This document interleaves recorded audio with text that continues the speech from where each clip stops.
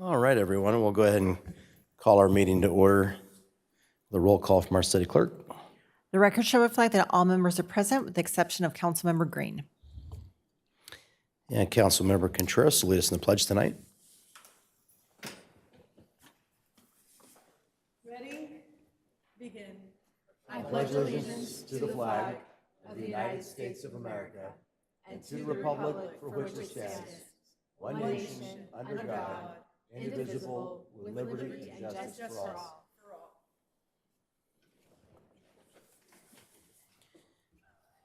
Any member of the public may address the city council on agency-related matters that are not on the agenda by requesting to speak during this section of the agenda. If you're participating via Zoom, please use the raise your hand feature or press *9 now if you would like to speak. The number of speakers will be heard during this segment is limited to 10. The remaining speakers will be heard under oral communications following our discussion item.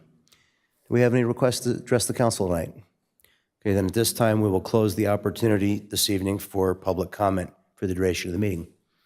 And we do have one discussion item, the 2024-2026 City Council Goals Update. If any member of the public wishes to speak on this item, they may indicate so by using the raise their hand feature, by pressing *9, or submitting a request to speak card. Speakers will be called upon after the presentation. Assistant City Manager Imelda Huerta and Josh Sina Cruz will introduce this item. Thank you, Mayor.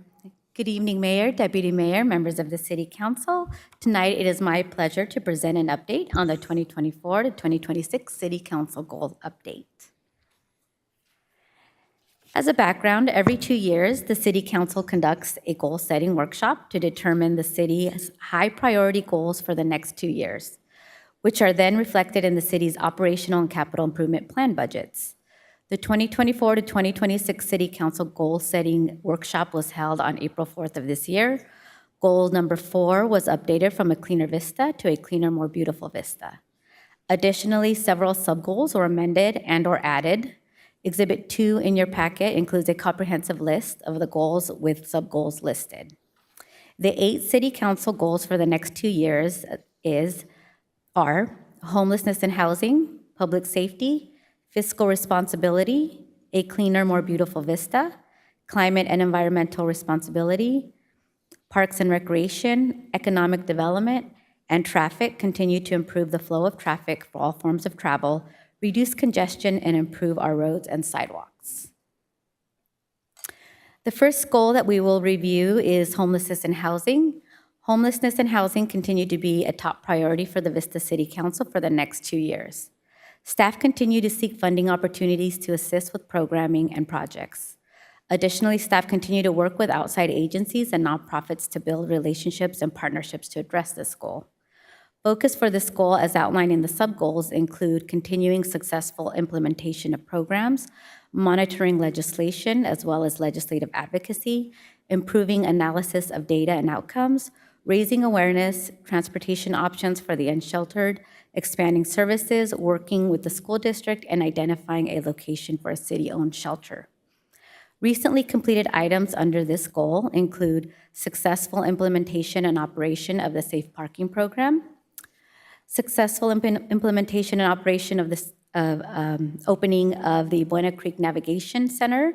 Operations began in March of this year. Adoption of the Middle Income Housing Policy. Prepared and completed a Surplus Land Act process on 2 city-owned parcels for permanent supportive housing. Added sections 8.34 to the Vista Municipal Code regarding short-term rental permits.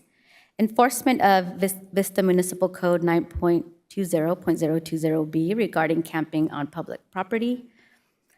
Applied for additional funding from Cal ICH to provide targeted outreach, focusing on collaboration with Caltrans and creating a pathway to permanent housing for individuals experiencing homelessness. This application is pending. The awards are to be announced later this month. Staff also held 2 successful bilingual housing resources clinics. And we also just added to the list the ADU program. And most recently, the new outreach services provider has been selected. Ongoing or in progress items under projects and tasks under this goal include continuing to engage unsheltered individuals and families in VISTA and providing case management to create pathways to housing, providing rental assistance to residents at risk of homelessness, monitoring federal, state, and local funding opportunities to support the strategic plan to address homelessness, fostering interdepartmental and interagency collaboration through the homelessness working group. 2 groups have been established, an internal group that is collaborative with our deputies and a service provider focus. Acquiring a site to operate a permanent interim housing program. This is slated as a target date for January 2027. Complete affordable housing agreement with community development to create the permanent supportive housing development in Vista, which is a Santa Fe Senior Village to provide 54 units of affordable housing for low-income seniors. This has been delayed quite a bit. They are slated to open and begin housing folks in January 2025. Other items that are ongoing and in progress include providing fair housing and tenant landlord mitigation services such as advocacy, outreach and education, and training and fair housing discrimination investigation to strengthen fair housing activities in the city of Vista. We currently have a contract with CSA to help with this item. Developing and implementing communication strategies to promote the city's response to homelessness, which is an ongoing goal. We did recently hire a new full-time communication specialist, which is London Adams, to help with this goal. Staff will continue to maintain the BPO areas to prevent encampment activities and reduce barriers to affordable housing through implementation of the policies in the general plan housing element, which is ongoing through 2029. The next goal is public safety. The City Council's public safety goal includes a focus on ensuring an adequate number of public safety personnel, continuing to reduce crime rates, pursuing grant funding for a community center, moving the sheriff's substation, increasing awareness around domestic violence and family crisis, and considering multiple strategies to improve public safety outcomes. The outcomes include programs, infrastructure, and emergency response. Recently completed items under this goal include the following. Staff sought funding to upgrade fire department equipment and support firefighter wellness, the new firefighter department apparatus. Staff published and awarded a request for proposals for lighting consultant services to assess lighting needs within the city. The Vista Municipal Code was updated to include e-bikes. The e-bike training and safety rebate program was established. We also established a scholarship program to help youths under 25 years of age to engage in proactive activities. And we changed the ambulance delivery model with the new implementation of the EMT program. Additionally, there have been increased penalties for tobacco sales to youth and added cannabis violation penalties in effect November 21st of this year. Other ongoing or in progress items under this goal include continuing to identify and address tree hazards, identify locations and install bike racks throughout the city. This is currently pending. Staff is currently researching location options. Establishing solar lighting pilot program, which is slated to be rolled out this month. Adding a traffic deputy for DUI enforcement. This was established in 24-25. The request for position was submitted in late September. Also in progress is enhancing the scholarship program to include educational scholarships. This is currently in progress as the council will discuss cannabis revenue allocation on Tuesday's council meeting. The program is anticipated to begin in March 2025. Additionally, the update to public safety facilities and services element of the general plan is targeted to be completed in summer 2025. A few other items that are ongoing in this goal include the fire department's annual update to the city council. The next update will be provided at Tuesday's council meeting. The replacement of Fire Station 3 that has a target date for completion of December 2025. Staff is also working on a domestic violence resources and partnerships with a nonprofit for the hotel voucher program and educational campaign. Staff is currently researching and working on partnerships and program details. The target date for this to be rolled out is January 2025. Also in progress is enhancing the San Diego Sheriff's Office programming, which includes junior deputy, Rise Above, senior volunteers, and community events. This is ongoing, and the Vista Rise Above participants' graduation is actually scheduled for tomorrow afternoon. Also ongoing is the design and construction of a new sheriff's station by remodeling the existing building at 986 Vista Village. This is slated to be completed February 2025. Renovations of the existing substation at Luz Duran Park into a community center is also in progress, and the community center project is slated to be added to the CIP in 2025. The next goal is fiscal responsibility. The city prioritizes fiscal responsibility to ensure a transparent and efficient local government.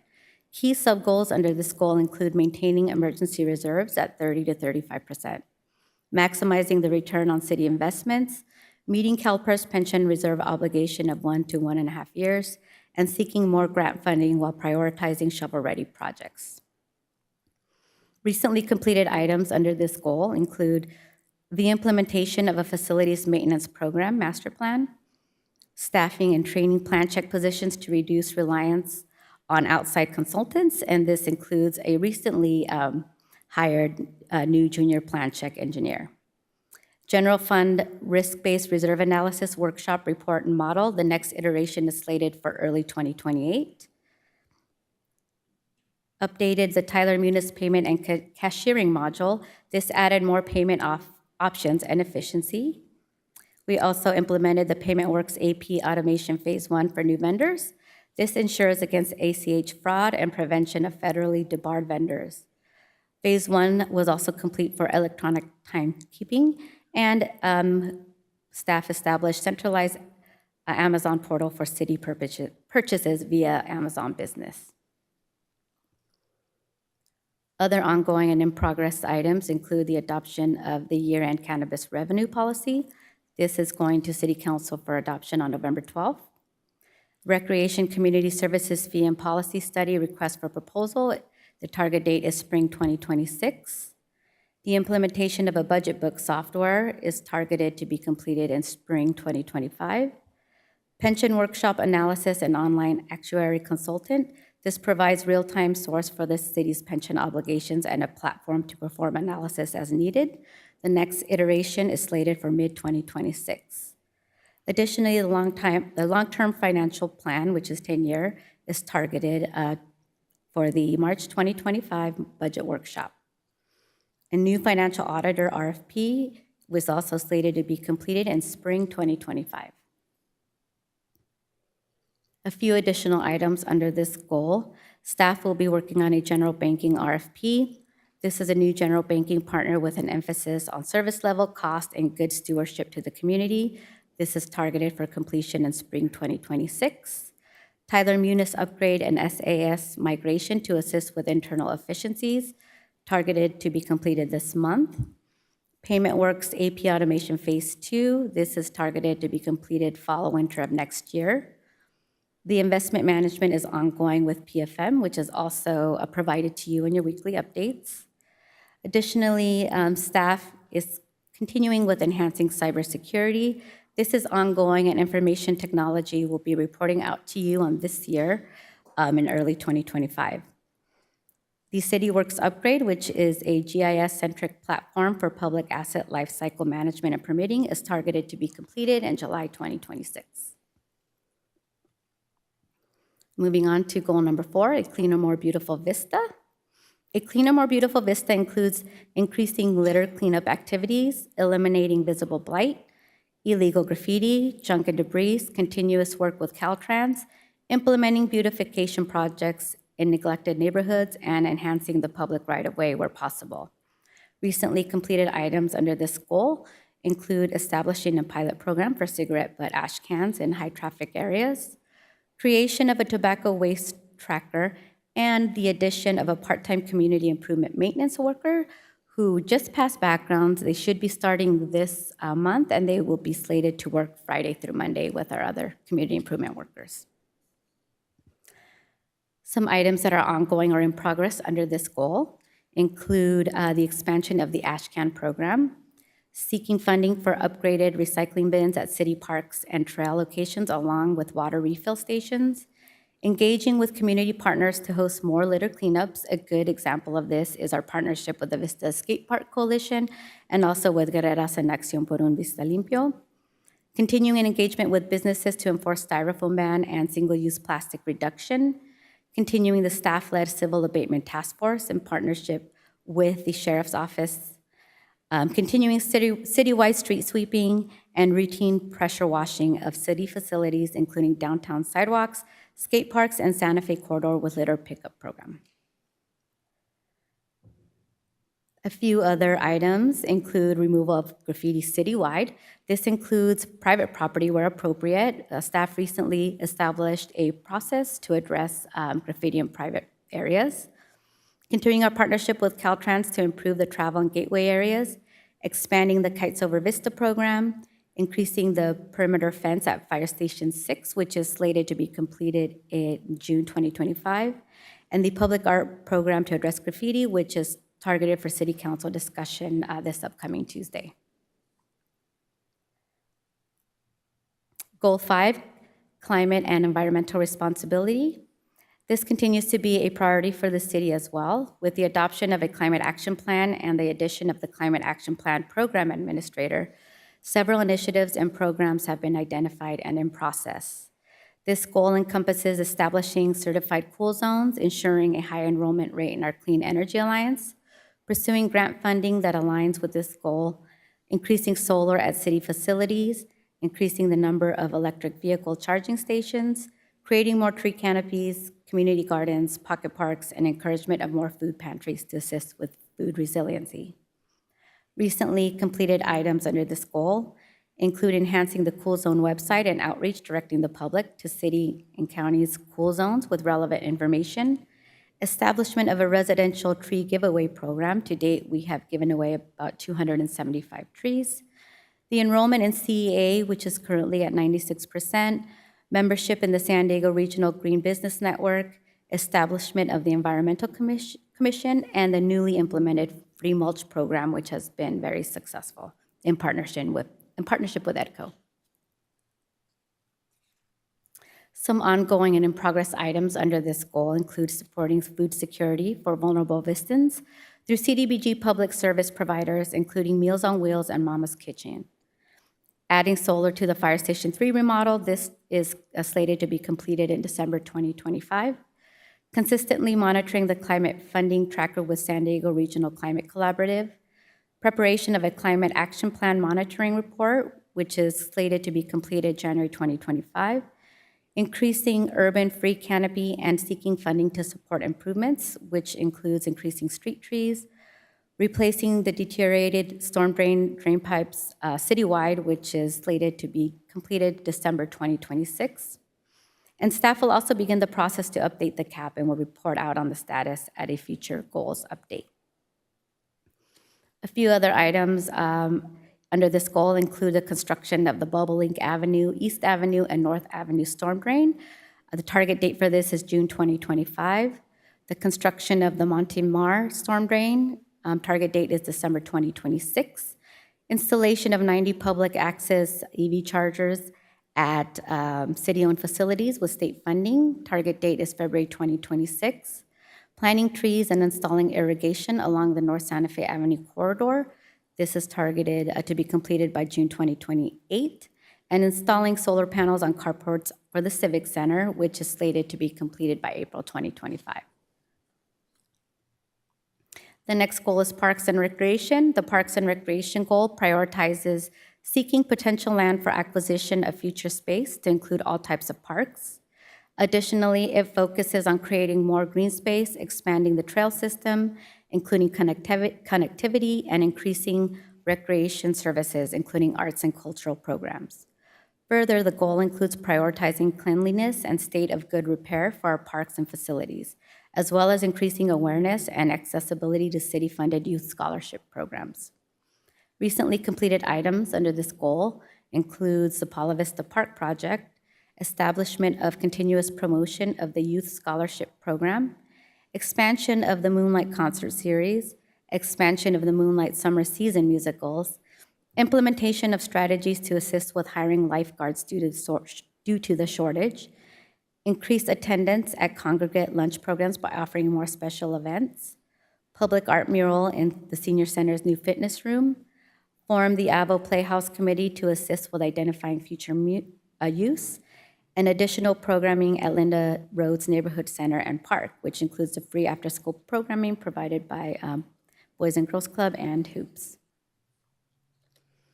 Some ongoing and in-progress items under this goal include continuing to contract with vendors to expand youth sports and enrichment programs, continuing the youth scholarship program, increasing pocket parks and green space in public right-of-way areas, improving the trail system within public right-of-ways and parks, improving the sport fields throughout the city parks, improving the restrooms in city parks, improving the playground equipments at city parks, continuing to expand on adult and youth program via contract classes, and continuing contract with the county to support the senior nutrition program. A few other items include replacement of the restrooms at parks. The target date for this to be completed is June 2025. The Parks and Recreation Master Plan is slated to be completed in spring of next year as well. The Waywater Park Needs Assessment is slated to be completed in winter 2025, and identification and expansion of pickleball courts. The Bringle Terrace Pickleball Courts conversion is slated to be completed February 2025, and the new pickleball locations are to be determined, currently being researched by staff. Other items under this goal that are in progress include updating the planned trail system as part of the mobility element. This has a target date of summer 2025. The design and construction of the Wive Fitness Park slated to be done December 2025. Design and construction of a new restroom facility at Paula Vista Park, target date June 2025. The construction of the new park at Avenida de Benito Juarez, which is slated to be completed by December 2025. Phase 1 and 2 tenant improvements at the Senior Center, also slated to be completed by June 2025. We also added Madigual Park. We'll be adding target dates to this goal and currently seeking grant funding. Goal number 7, economic development, strives to continue successful implementation of the Economic Development Strategic Plan. Additionally, the goal focuses on attracting new revenue and job-generating businesses, advancing equity through workforce development, education opportunities, and child care resources. Further, the goal prioritizes facilitating the repurpose of vacant retail and office spaces, focusing on the cleanliness and safety in our downtown and Paseo Santa Fe corridor, and improving success for Vista businesses and development in our community through review of city codes and ordinances. Recently completed items under this goal include securing a grant to complete a cannabis equity assessment and develop program guidelines, cannabis special event process, implementation of a public relations program regarding Shop Vista and Vista Bucks, issued an RFP for event coordinator for CVBID community events, implemented fee waivers for special and community events using ARPA funds, implemented a new customer relationship management program for business recruitment, implemented new mobile analytics software to track visitors in attendance at city events and facilities, and launched a business intelligence software called Size Up, which provides businesses with data and analytics to help them grow.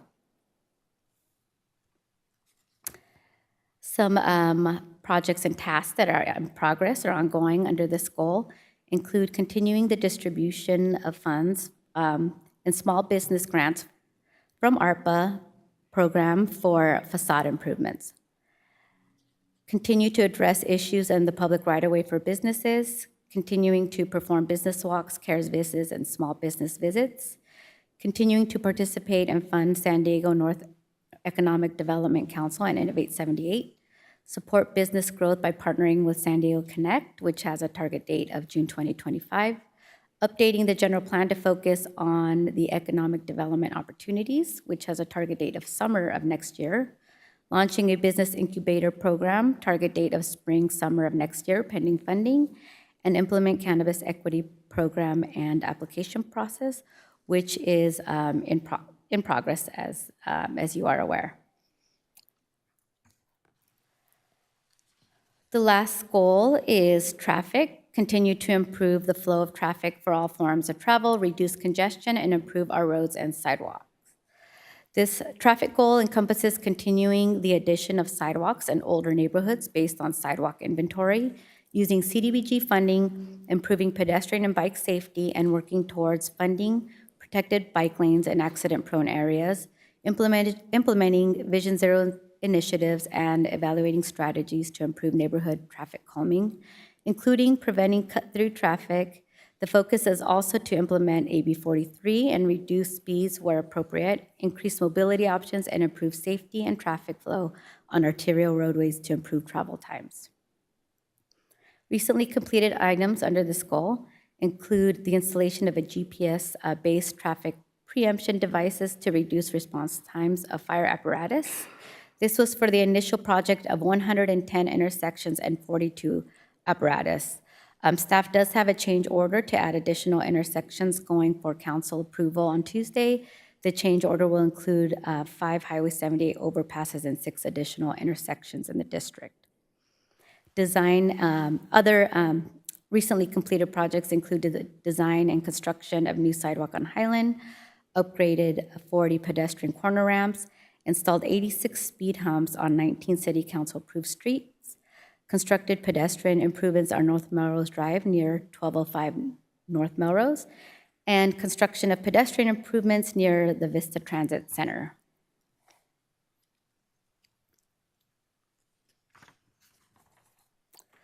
Other accomplishments include the construction of the pedestrian improvements at the intersection of Bell Terrace Drive and Bell Terrace Place, constructed pedestrian race crossing at Main Street, constructed the pedestrian race crossing on Newport Drive and Townside Drive, and construction of the Avenida de Benito Juarez sidewalk project.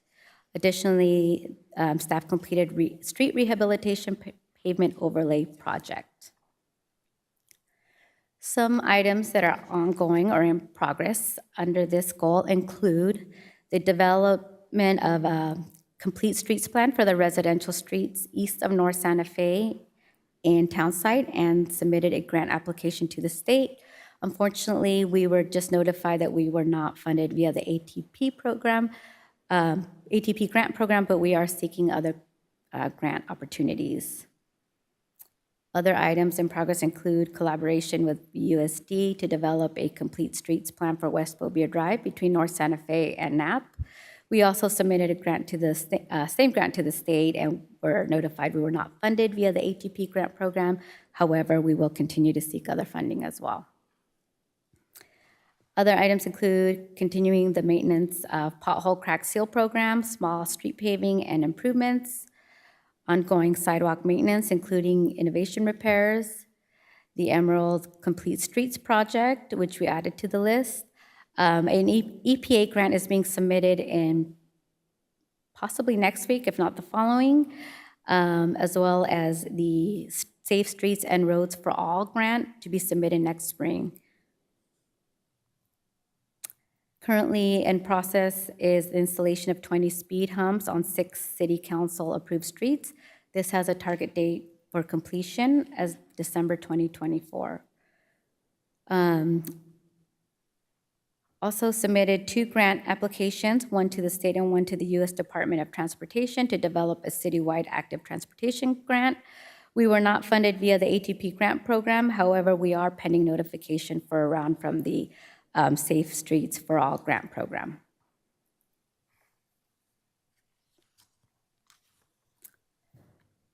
Other items in progress under this goal include proactively increasing Vista's payment condition index, or PCI level, to achieve and maintain a preventative maintenance state of PCI 80. The biannual street rehabilitation project, biannual street slurry seal project, update the general plan to include a mobility element, which has a target date of summer 2025, construction of the roundabouts at Bobier Drive and Kaya Jules and Foothill Drive and Oak Drive, This has a target date of June 2025. Construct traffic signals at East Vista Way and Franklin Street, North Melrose Drive and Ascot, and South Melrose Drive and Dawson Drive. This has a target date of December 2025. Install protected bike lanes on major city streets. Target date is August 2025. And development of a comprehensive safety action plan with a target date of March 2025. Additionally, developing a citywide sustainable transportation mobility plan with a target date of June 2026. The design and installation of enhancements at 4 pedestrian crossings on South Santa Fe Avenue in the Paseo Santa Fe area has a target date of June 2025. Design and construct pedestrian crossing improvements on West Vista Way and Cedar Road to provide bus stop access, which has a target date of June 2025. Design and construct pedestrian crossing improvements on Civic Center Drive and Paula Vista Drive to mitigate the impacts from sprinter preemptions of the traffic signal, target date June 2026. So we also added the design element of Emerald Drive, which has a completion date of June 2025, and this is for the Complete Streets project concept. Additionally, collaborate with North County Transit District on planning and feasibility for grade separation at the Vista Village Drive and Main Street Railroad crossings, which has a target date of June 2025. A few other items include design and construct pedestrian crossing improvements on North Santa Fe Avenue, a target date of July 2026. Also, design and construct sidewalks and street improvements on Nevada Avenue and Lemon Avenue, target date August 2025. Design and construct sidewalk and drainage improvements on East Indian Rock and Nicole Drive, completion date targeted for June 2025.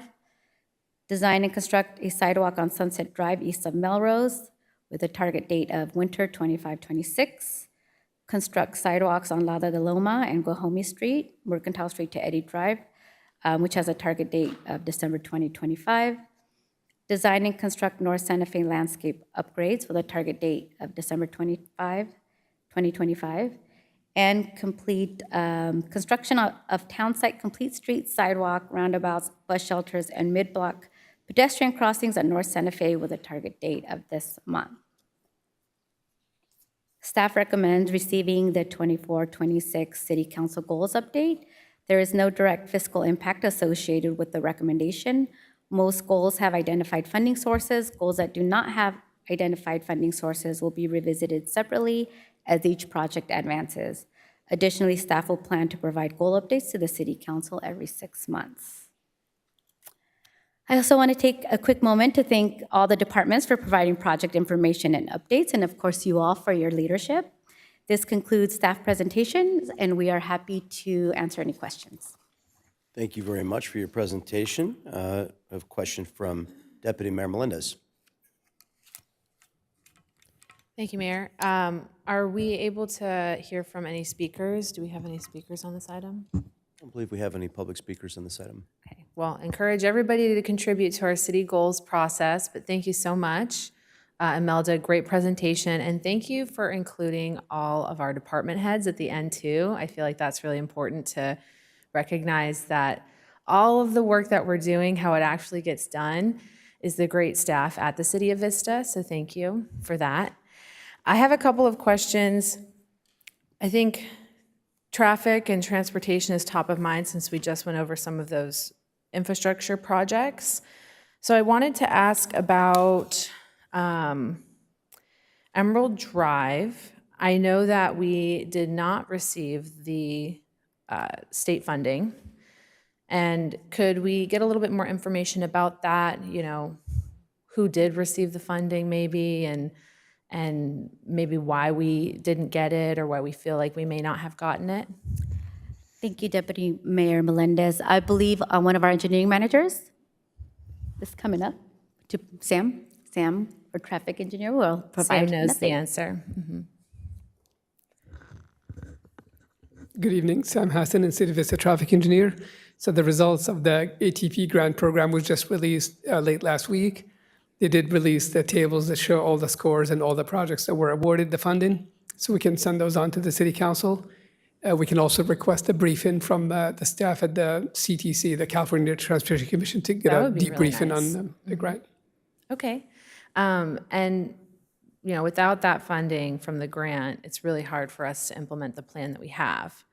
But we do have, you know, currently in the process, we're doing a design, right, that we got a grant for. Yes.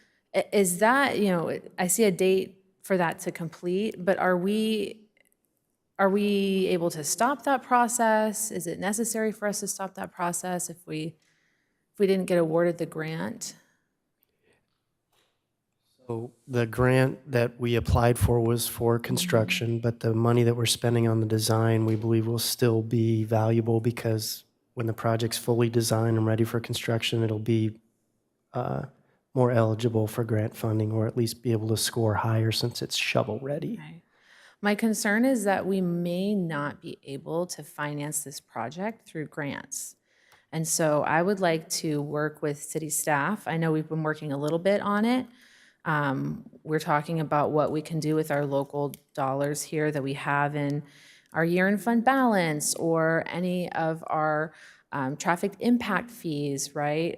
Even in our public works budget, to be able to make small improvements. So we're doing some signs, right? And we also looked at stop signs, and we're looking at traffic signals.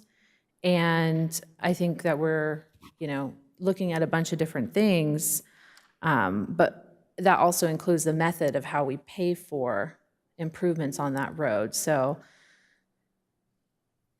is that kind of cover a little bit more about Emerald? City Manager, can you maybe let us know, you know, what can we do to do improvements there? You know, we have to fund them, obviously, and we haven't been successful getting grants. No. So we are going to look at what interim solutions we can consider. We'll definitely sit down and meet with you. We at the staff level have reviewed what options we may have to implement in a phased program, where we could spend, you know, chunks of money at a time. But we do have a concern at the staff level that this project should be implemented holistically all at once because of the types of improvements that are being put in. So absent getting a big chunk of money to do this project in one, you know, phase, we're still trying to figure out what the best solution is to address the safety problems in that corridor. Well, if I could make a recommendation, it sounds like we are going to keep going forward with the design process, because that could be, if we just, you know, if we are successful at future grants, I just don't feel very hopeful. Sure. I'm sorry. But if we are successful at future grants, maybe we can, right, use grant funding. But we've done a lot of community outreach on Emerald Drive for grants. It might be nice to have another community feedback session about just, now that we haven't gotten the grants, what should we do? Sure. And maybe if the community can help us shape that design a little bit to accommodate maybe a smaller budget, different type of project, to make things safer over there. So I'm committed to working on that. And I ask my colleagues too, please, you know, support with any ideas that you have, because every single street in our community needs improvements. But Emerald Drive is absolutely dangerous, and it's been a lot of work to even come up with a good design for how to fix it. So I would love to see what we can do next to make it better. So that would be my big traffic question. Thank you, Sam, for helping with that. But I think our goals are great when it comes to traffic and mobility and improving the public right-of-way. I think that that's going really well. I really am grateful that we're focused on public safety, and I wanted to ask more about the firefighter wellness. Does that have to do with the PFAS in their gear? And is there anything we can do about that to help reduce the risk of cancer? So I know, I don't know if the fire chief is here, but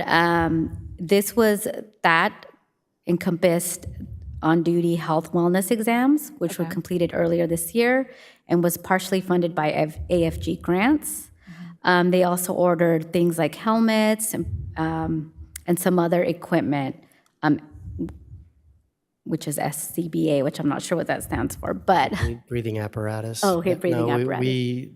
The uniforms that they have do have some cancer-causing materials in them, but because of the fire safety that they're required to provide, there's no way to get out of that. Under the current design, they haven't found materials that provide that kind of fire protection that are safer, so we wear them when we have to, but we don't wear them otherwise. The safety provisions that she's mentioning are twofold. We provide for health review for each of the employees in the fire department, and we do an annual review with them, and we go through a screening of a range of different things. And then we also have a provider that helps them recover from injuries. That is a sports-focused injury recovery model, and it's getting them back on their feet when they have injuries a lot quicker. So those are the two models that we've That's incorporated. good. That's really good. We want to make sure that our guys and gals that are out there in our fire department and our sheriff's deputies, that they have their body and minds taken care of. Thank you for updating us about that. I also know that domestic violence continues to be an issue, and I would love to make sure that our staff is working with all of the nonprofits. So maybe I can meet with staff to talk about the different nonprofits that, maybe we can even just share the information that they have to the public. Safety, awesome. I also wanted to ask about homelessness and housing. We've done a lot of work on tenants issues. I know I've worked a lot with you, John, on affordable housing and tenants issues and tenant landlord issues. And I've met with people who've had tenant landlord issues, and I've sat down with them, and I've initiated the process with them to talk to our staff and get services. And how are those situations going? Are we finding that people are getting their issues resolved? we do have our homelessness and housing manager here. I can say that CSA has been responsive. We have had quite a few calls the past couple months just because of different situations. And we are planning to have more fair housing resources clinics coming up. But I'll defer to Jonathan if there's anything else he would like to add. Yeah, Jonathan, I'd appreciate you speaking to that. We did have a recent clinic, and that was a great informational session for everyone. So these cases, Jonathan, are we finding that people are getting their issues resolved through the contractor that we're using? Our goal to provide more affordable housing, or my goal to provide more affordable housing for our community, it starts with keeping people in the housing that they have, and sometimes tenant issues can be a conflict to that. So housing is a really important part of that homelessness piece. Are you finding people getting their issues resolved? Yeah, I think for the most part, when there is legal resolution, CSA is able to provide proper representation. Also, as a matter of homelessness prevention, of course, with the VHAP program, like you mentioned, we are able to keep folks in their home. But as far as the legal piece, yes, CSA has been responsive to the needs that our residents have brought up. Of course, with the recent issues with RV Park in Vista, that is one that is taking the efforts of CSA and outreach to resolve. Which one was that? There's an RV Park, the Green Oaks Ranch. Yep. And so Green Oak Ranch is an area where people are living, and they're living in RVs, and they have been told that they have to vacate the premises. Is that correct. What I understand? What total number of clients are part of that case that we're referring to our contractor? Off the top of my head, there are 25 spaces. So far, there's something about half a dozen who have engaged with outreach services. The majority of the residents have actually been able to self-resolve, which is encouraging. Yeah, but the remaining ones have engaged with homeless services. Are there any other properties that you're addressing the needs of multiple tenants? You might not know all of their names, but is that something that we find, that there's multiple tenants being part of a landlord-tenant issue? There have been probably 2 developments in the city over the past 12 months or so that we've had to look at. Okay.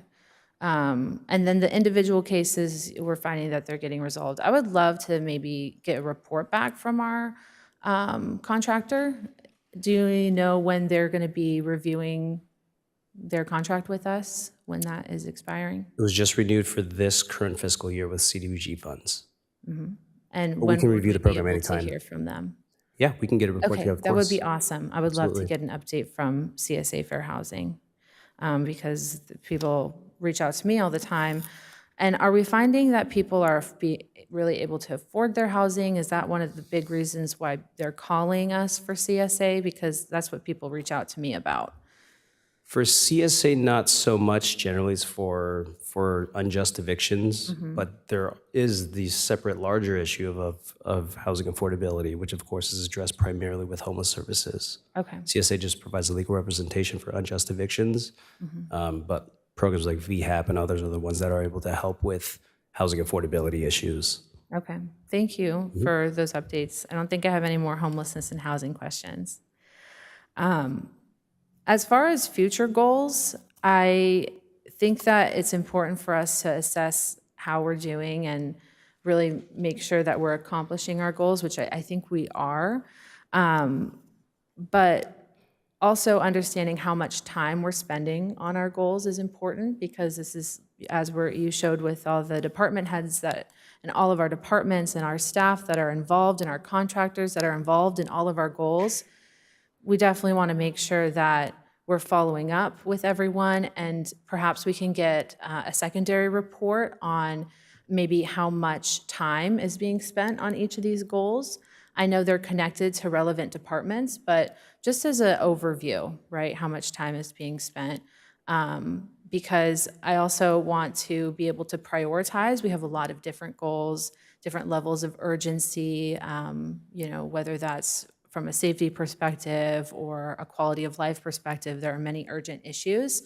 So knowing exactly what we're doing with our time, I think, is important. City manager, would we be able to get something like that?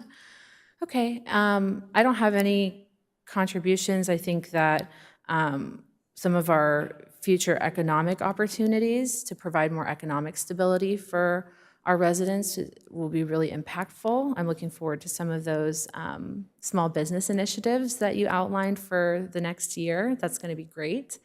And I'm really just proud of all the work that we've done. So thank you for the presentation, and I would love to hear from my colleagues. Councilmember Contreras. Yes, thank you so much. I know that just going through this presentation, everybody sees the tremendous amount of work and effort that our city staff puts in every single day. So thank you so much to everybody who helped put this together, and Imelda for the presentation. I wanted to move to Goal 4, looking at a cleaner, more beautiful vista. And I have a question regarding the Ashcan program expansion. Do we have up-to-date communication with North County Transit District regarding the Ashcans? Anything good there? Do I have to bug them again? So I drafted an MOU with NCTD and then passed it on to them last week for their review using their template. So haven't heard back yet. We did get their verbal agreement, though, to put the ash cans, a couple of them, on their property, and that's what the agreement's for. Fantastic. Thank you so much. Yeah, when I hear about things like that, I like to get involved since I get to represent the city on North County Transit District. So I'm glad that we remove that friction and are addressing that issue. So I look forward to seeing that MOU come to life and get some ash cans on their property. And what is the number of ash cans that we're looking at, ballpark, for NCTD property? They only committed to allowing 2 at this time. Okay. So that's what we're But they're working on. open to more after this 2 pilot. It's just 2 at the Vista Village Transit Center, Okay. but we could do them at other transit centers. Okay. Well, we will give them compelling data, I'm sure. And I will push when I need to, when the time comes. So just let me know. And then going along with North County Transit District, now when it comes to the bus stops that we have and the bus shelters, are we, I noticed that we have routine pressure washing of city facilities and all these other things. Do we also pressure wash the bus stops? Because there are some bus stops that are a little bit grimy. I would say like the one on North Santa Fe by McDonald's, people spill things. So we maintain our bus stops, the ones that the city put in, but the NCTD bus stops are maintained by NCTD. We've Okay. had a little bit of a ongoing negotiation with them over who should be maintaining the bus stops and who should pay for it, but we haven't come to terms yet. Okay. Okay, so that's another thing. We'll talk offline Yeah. about that. I want to make sure that that gets addressed. Because in some of these, I don't see NCTD out there doing the pressure washing. And not all bus stops need it to the extent that some really, really need it. So I want to make sure we address that. Okay, one last thing about NCTD. Looking at the removal of graffiti citywide, do we have any kind of MOU with NCTD because they have the right-of-way issue where you need like additional certification? You mean like when there's graffiti in the right of way? Correct. They allow us to go in and clean it, but we have to have a flag person to do it, to go into the right of way. That's just a safety precaution that they have. So we coordinate when we go in and clean it up, like in organized fashion, but we don't do it immediately because of the flagging person need. Okay. So it's a safety precautionary Right, issue that we have to comply with to go into the right of way to cover So it. how much does it cost us? Because we have to hire a flag person. So Yeah, I don't know that it's very expensive. It's more just a coordination issue to Okay. get someone here and get it all done and Yeah, have our 'cause staff we're- going.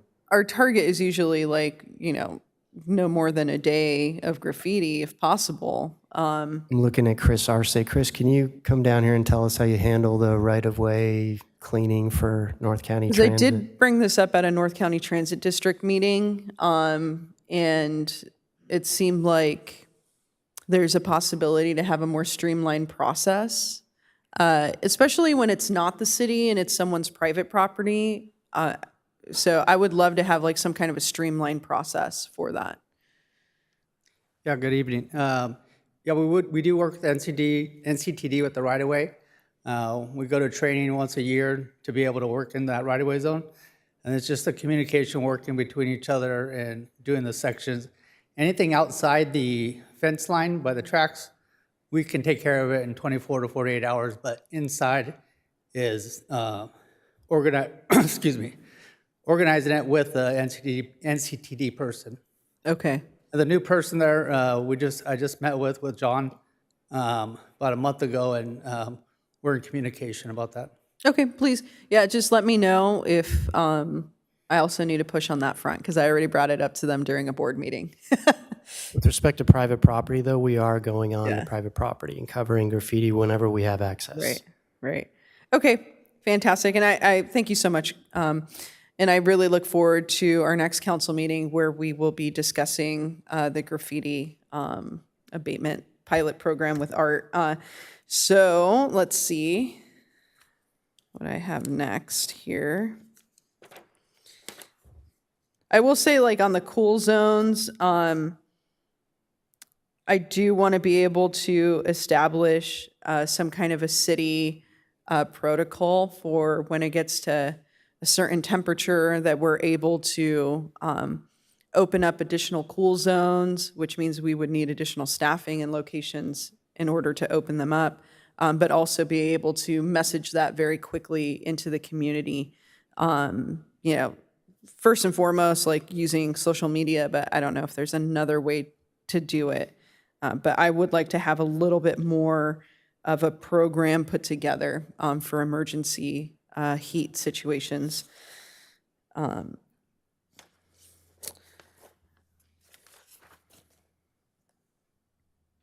Okay, so looking at Goal 6, Parks and Recreation, it says continue to expand on adult/youth programs via contract classes. I know that we have the Linda Rhodes.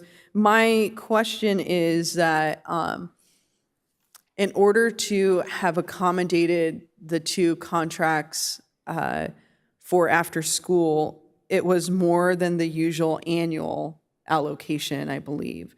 So are we looking internally to match that increase and keep that as the new baseline, or are we going to be dropping it to the regular amount?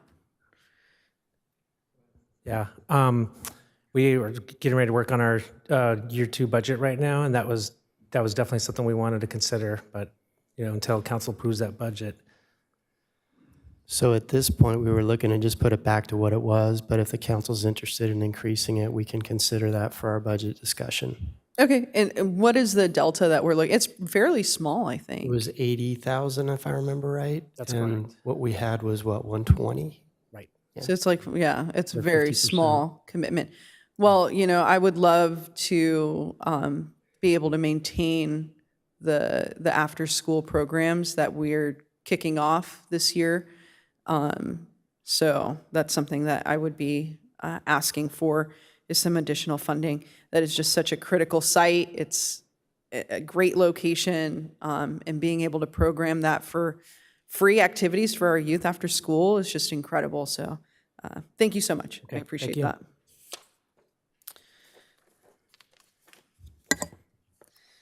Okay, moving on to goal 8. I was thinking as I was reading this goal that I almost feel like there should be an addition to it. After continue to, I think it should say enhance mobility safety. We have a Vision Zero. We are doing a lot of improvements with protected bike lanes, conflict intersections. But I feel like that's not necessarily represented in the goal itself. So this is a goal workshop. If the council wants to make changes to the goals, we can do that. Right. So, which is why I bring it up. So I would love for the council to entertain this change and codify it. So it would be to add, after continue to, we would add enhance mobility safety, right? And we keep the rest the same. But I feel like we're doing so much in that, and that should be reflected. Our work that we're doing on a daily basis, we should be able to see that in our goal as well. So that's something that I would ask the council.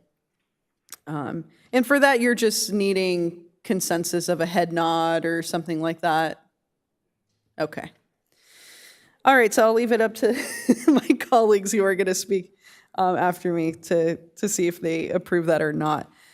And I do have a question. I get, and this is a question and topic of conversation that I've had time and time again with the city, but I get a lot of comments regarding East and the lack of continuous sidewalks. That is a really critical area, especially now that we've created the enhancement connection to the Inland Rail Trail portion. You can't transverse from Salsa Market, that corner, all the way there in a safe way. I think that we really should be looking at East-East corridor for some more enhancement. Definitely, a sidewalk that is continuous would be a huge enhancement there. Lots of folks are constantly, if you're in the parking lot for 10 minutes, you're going to be seeing a whole new batch of people and cars coming in. There's a huge economic vibrancy in that little tiny shopping center, but it's just not fairly connected with the safety that is necessary for folks, especially because you do get a lot of folks that are walking to that to Commerce there. Okay, and do we have a process to evaluate additional raised pedestrian crossings, or is the process just me riding my bike and saying, and walking around and saying, hey, I think we need one here. If you mean like where we want to put them? Correct. No, we have not got a process for that at this time. It's largely driven by the neighborhood speed hump request process right now. Okay. So is there, in the application or the petition process, is there the ability to petition directly for a raised pedestrian crossing? No, right now it's just limited to speed humps. Okay. Yeah, I mean, that's something I would love to see because we already have established our baseline with the fire map. And I think it needs to be a little bit more than just me bugging the city. Like, hey, I think we should have a raised pedestrian crossing here because the one in District 1, people are so stoked about it. They continuously praise the safety enhancement and they want to see more of that. But if folks don't know that that's something that they can petition for, then we're not going to be receiving that feedback, right? And these are kind of, when it comes to the public imagination, a speed hump, speed bump, that kind of device is already in their mind. But some of these newer things, they may just not know exist. So I would love to see that integrated into our petition somehow.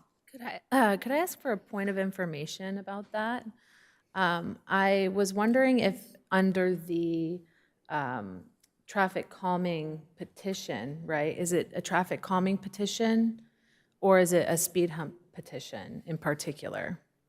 Looking for Sam to give us some clarification on that. I think we have both processes, if I'm not mistaken. Okay, because if it's a traffic calming petition, then I would, work with staff and ensure that all of the different instruments available, whether that's a table or a hump or, signage and striping, that we'd work on that. So what's the petition process look like? So we do have two separate council policies, one for speed humps specifically that has a petition just for that.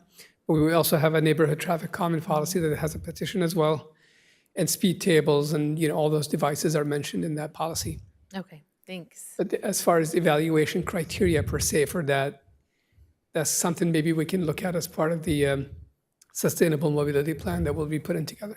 And so my question would be then, does the traffic calming petition, if someone fills that out, and they get support from their neighbors, are you able to look at more than just speed humps? You're kind of looking at the whole improvement of that public right-of-way? We are kind of responding to their requests as they come in, and every request that's come in really since we updated the speed hump policy has been specifically for speed humps. I do not recall getting a specific request for a raised crosswalk. Okay, thanks. Yeah, and that's a little, thank you so much, Sam. And that's a little bit of like why I'm bringing this up because this is one, I understand that the fire department sees any instrument in the road as something that can reduce getting to where they need to go by, 8 to 10 seconds.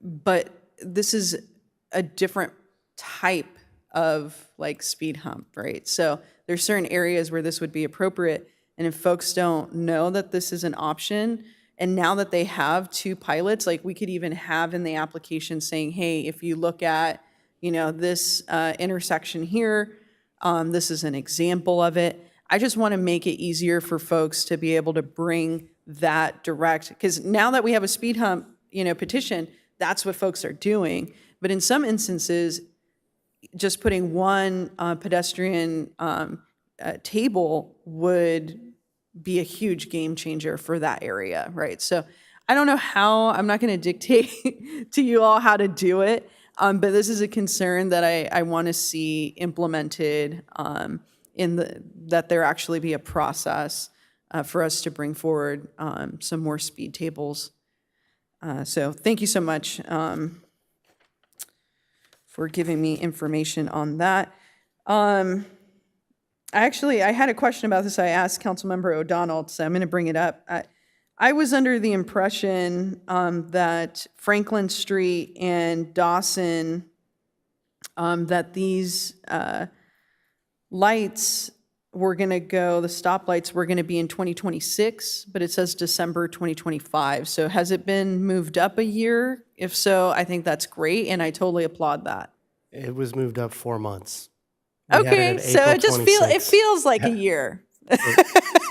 We've slightly moved it up. Okay, and is that the soonest that we can do it? That's the soonest we can do it. All right. Well, thank you for moving it up. 4 months it literally can be a life and death situation, as we've seen in just really terrific fatalities recently in our city. Question about improvements at East Indian Rock and Nicole Drive. It says construct sidewalk and drainage improvements. Are we talking about sidewalks on Nicole or sidewalks on East? Because there is that section of East that is, students are using it all the time to get to Vista High School. This is great. You're getting all my staff Yes. to come up here tonight. They're going to get their exercise. Matt Atterbury can give us that answer, I think. Fantastic.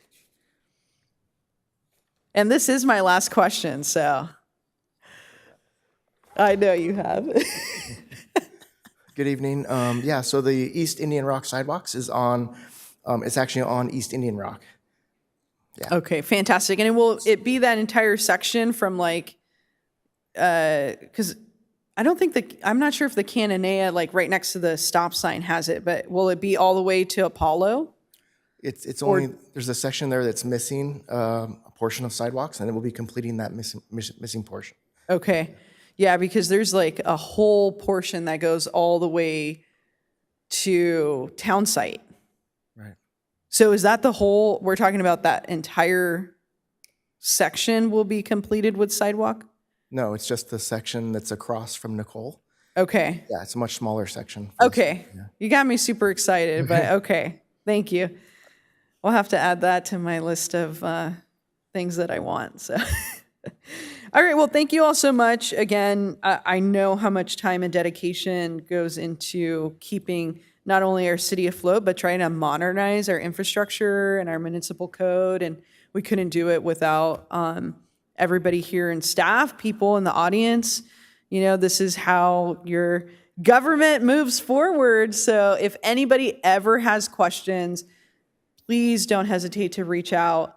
We are all very accessible, and we want to hear from you. And if you ever want to do a little public comment, let me tell you, you get up to 3 minutes, and you can let us know everything on your mind. So, thanks. Councilmember O'Donnell. Thank you, Imelda. Thank you so much for the presentation. I really appreciate it. I just have a few questions.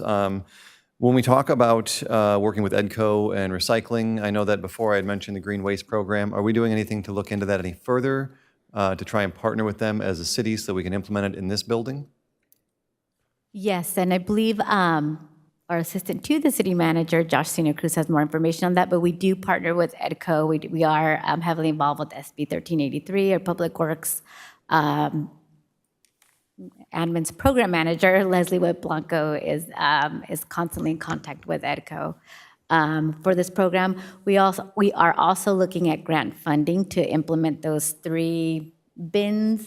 If you've seen like waste, recycling, and organic waste in city facilities as we speak. I just met with one of the representatives today, so I promised I would ask. Oh, no problem. And I will defer to Josh if I missed anything.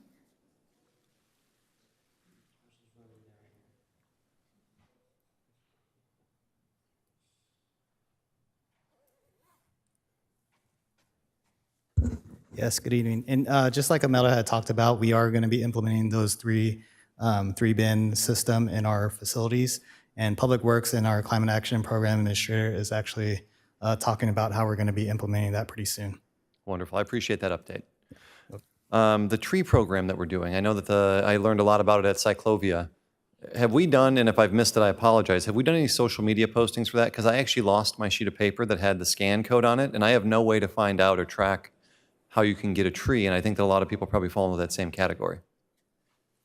Yeah, I mean, so we're kind of at the end of our residential free tree giveaway. You know, because it's that time of the season where it's kind of hard for these trees to kind of thrive in this environment. We've kind of closed that off. We're still delivering trees as people apply for them, and you can get them on our website through an application. But we're going to revamp it, starting the spring of next year.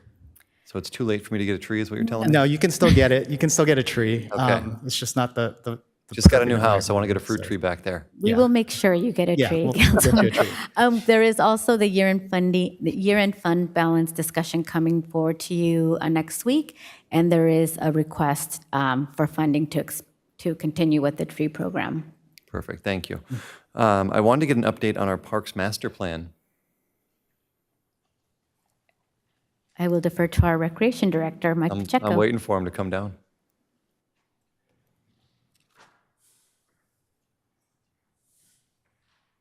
Ms. Pacheco, I think you know what I'm going to ask, but how's that sir. survey coming along? Good evening. Yes, that was the words right out of my mouth. So we're actually developing it right now and testing it. So it's a 2-week process now.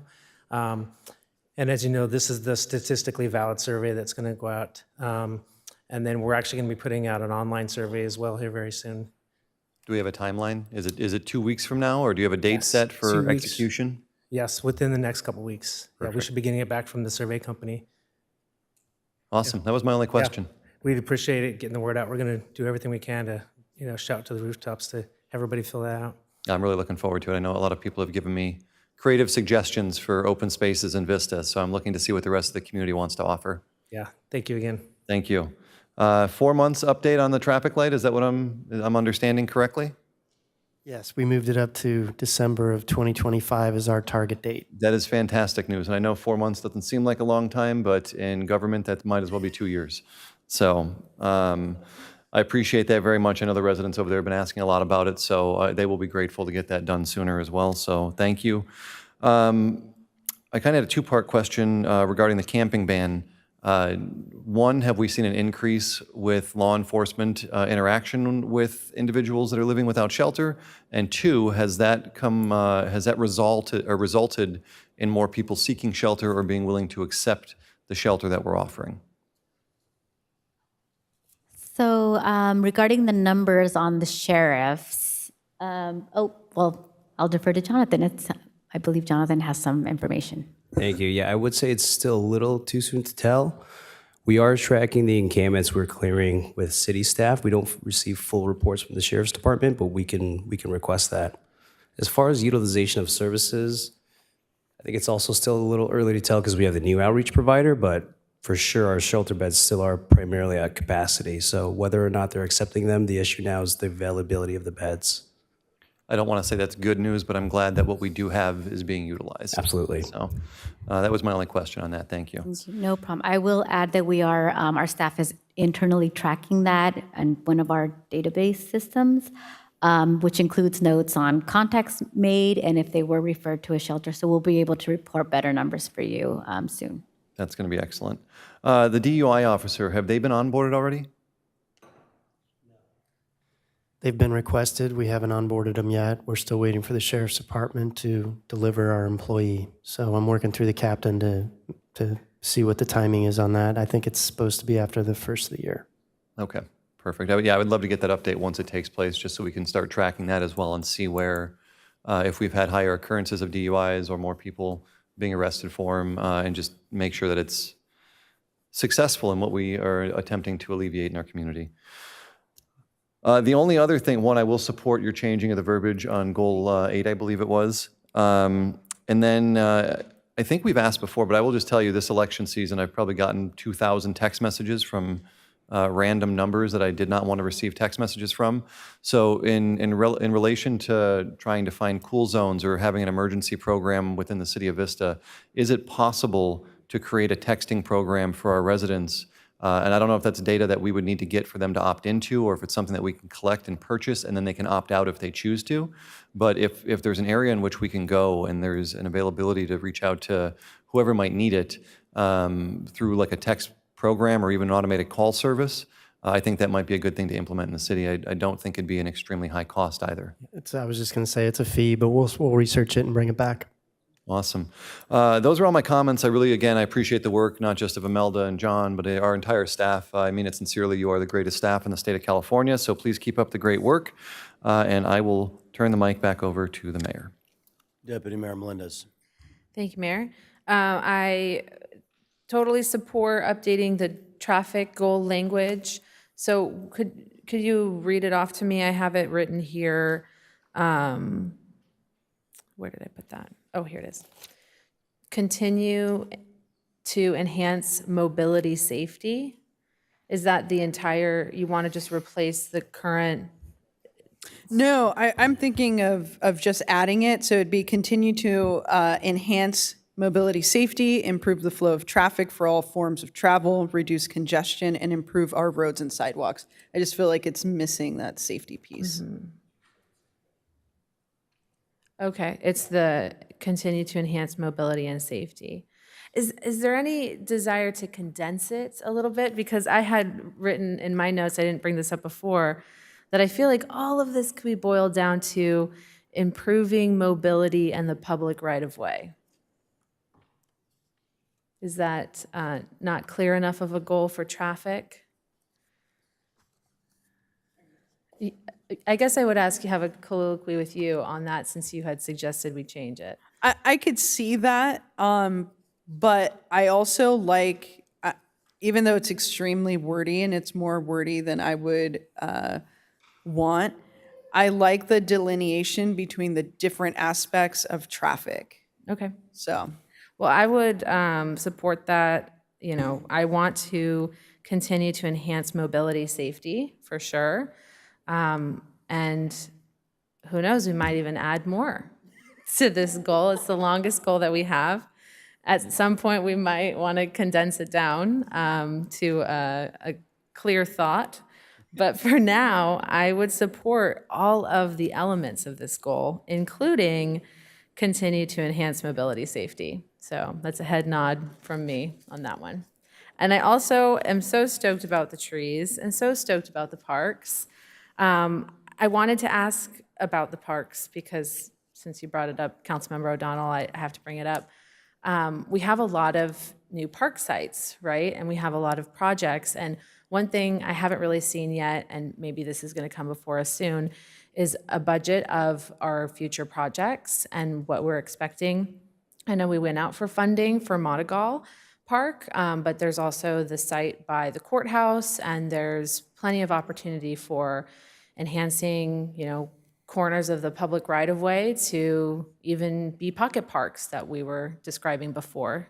But it would be nice to maybe have that come back to us in this process. Do we know when we might see a budget for park projects? So the consultant that's preparing the master plan for the 4 sites will give us a rough estimate along with the conceptual site plans that they're preparing, which we expect in the spring, I believe. Mike? Yeah, Mike's saying yes.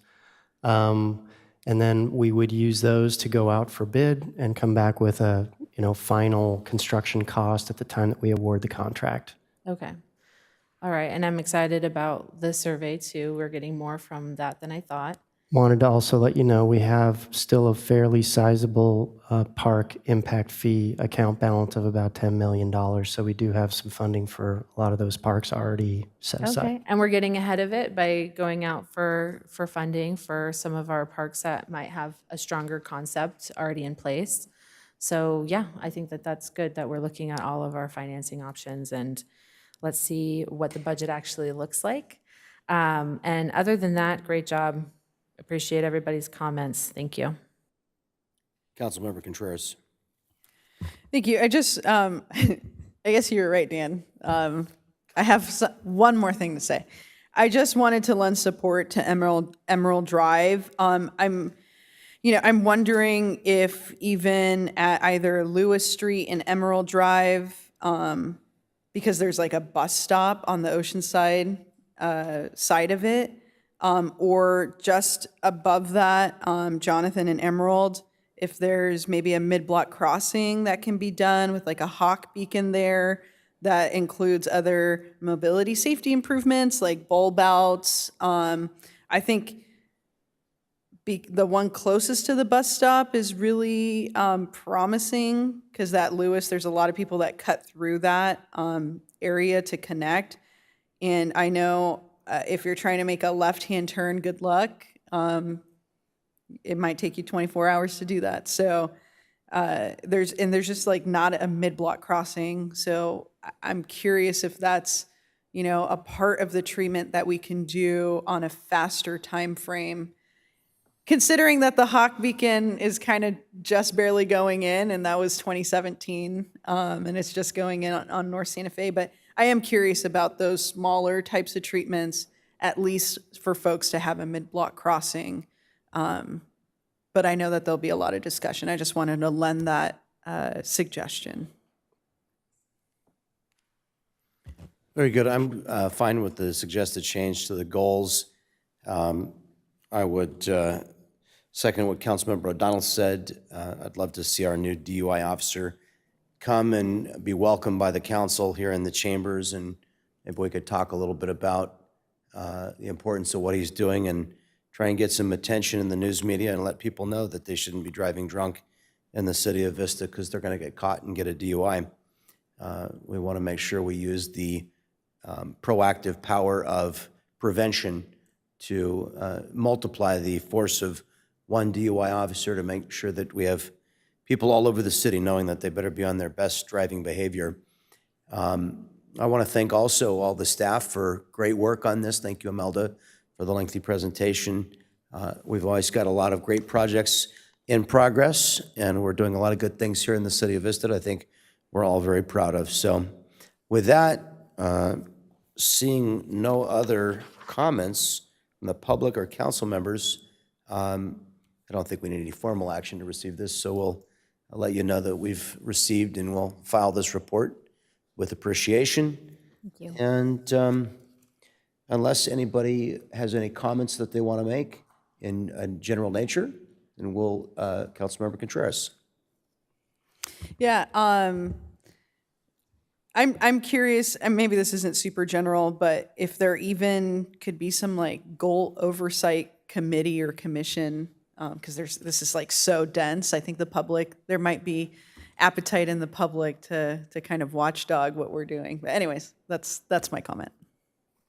Okay, seeing no other requests for comment, we're adjourned.